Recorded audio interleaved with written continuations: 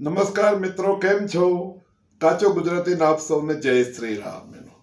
આજે આપણે કહેવતો વિશે વાત કરીશું. દરેક ભાષામાં, દરેક સંસ્કૃતિમાં કહેવતો હોય છે, ગુજરાતીમાં પણ છે. અને કહેવતો એવું નથી કે કોઈ એની રચના કરે છે, એ સ્વયંભૂ પ્રકટ થાય છે એનો દરેક સંસ્કૃતિમાં, દરેક સમાજમાં, અને થોડામાં ઘણું કહી જાય છે. જે વસ્તુનું વર્ણન કરવું, જે પરિસ્થિતિનું વર્ણન કરવું, કોઈ વ્યક્તિનું વર્ણન કરવું ખૂબ અઘરું હોય તે માત્ર કહેવતોથી સમજાઈ શકાય છે એનો. આજે આપણે લોભ વિશે વાત કરીશું. લોભ વિશે આમ તો ઘણી કહેવતો છે. બે કહેવતો પર હું વાત કરીશ. એક, લોભ ને થોભ નહીં, અને બીજું, લોભિયા હોય ત્યાં દુધારા ભૂખે ના મરે. એ સિવાય બી ઘણી કહેવતો છે કે લાલો લોભ વિના લોટે નહીં, લોભે લક્ષણ જાય, એવી ઘણી કહેવતો છે એનું.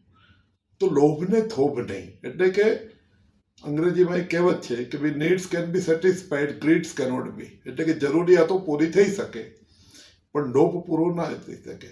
આપણું એક ફેમિલી છે, આપણું પોતાનું ઘર છે, આપણી પાસે બધી જરૂરિયાતની એન્ટરટેનમેન્ટની વસ્તુઓ છે, નાનકડી કાર છે, અને આપણે મજામાં છીએ. પણ આપણે બીજાની સાથે સરખામણીમાં કે કોઈક રીતે એનું જોવા માંડીએ કે ભાઈ આ પૂરતું નથી, આ પૂરતું નથી, પૂરતું નથી. એનો મોટી ગાડી જોઈએ, મારે ફોરેનમાં જવું છે, વર્ષમાં 2 વાર આ કરવું છે, તે કરવું છે.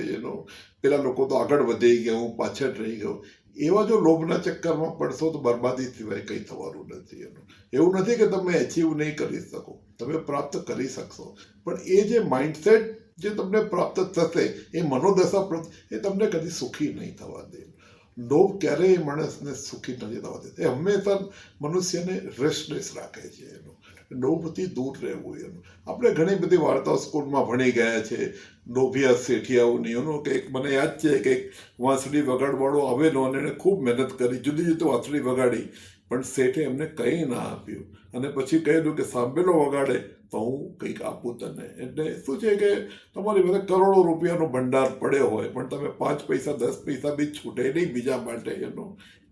એવો લોભ કરવો બહુ જ. બાકી પોતાના પ્રોગ્રેસ માટે જે કંઈ કરવું છે એ કરી શકાય, નોલેજ અપડેટ કરી શકાય. તમે તમારો પર્સનલ ગ્રોથ માટે, તમારી કેરિયર ગ્રોથ માટે, તમારા ફેમિલી માટે, ઉત્થાન માટે તો કરવું જ જોઈએ દરેકે એનું. પણ ખોટી સરખામણીમાં પડવું નહીં, કારણ કે સરખામણી એ એ એ બહુ જ એનું નુકસાનકારક છે એનું. એ કોઈને સુખી થવા દેતી નથી એનું. બીજી કહેવત છે કે લોભિયા હોય ત્યાં દુધારા ભૂખે ના મરે એનું. આપણે હમણાં જ એક્ઝામ્પલ લઈએ તો એનું ઓનલાઈન ગેમિંગનું જે હતું, પૈસાથી ગેમ રમાતી હતી, આપણે જોયું જ છે. મને કહેવાની કંઈ જરૂર નથી એનું. મારી આજુબાજુના જ એટલીસ્ટ 30-40 યુવાન છે જેમની દશા એટલી બધી ખરાબ થઈ ગયેલી કે કોઈના ફાધરને જમીન વેચવી પડી એ લોસ કોમ્પન્સેટ કરવા માટે, કોઈને ઘર વેચવા પડ્યા, કોઈએ સુસાઇડ કર્યા. એનું આ બધું શેના માટે હતું? લોભ માટે. તમારા લોભને કારણે આ ઓનલાઈન ગેમિંગની સિસ્ટમ ઊભી થઈ, એટલે કે ધુતારા ઊભા થયા. ધુતારા ક્યાંથી આવે છે?